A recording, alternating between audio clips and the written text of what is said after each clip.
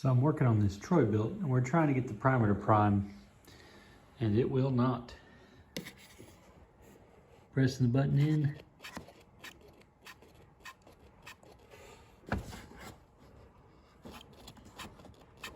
Nothing. But if I press on the bottom of the airbox like this and press the primer, watch what happens. I'll zoom in here for you. Pressing on the bottom of the airbox. Primes right up. We're going to see if there's a way we can fix that.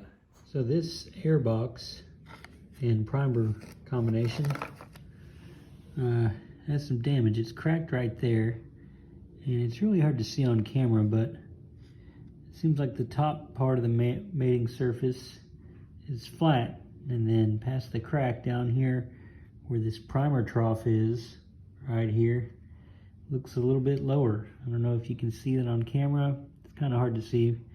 That might be the best angle here, depending on where the focus is.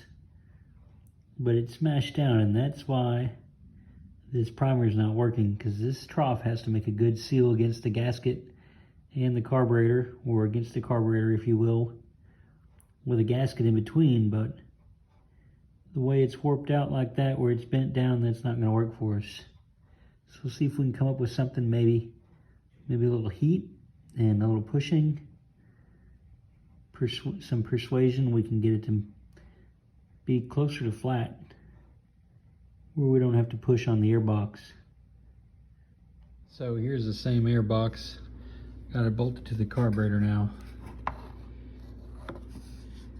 Now you can kind of see that gap there.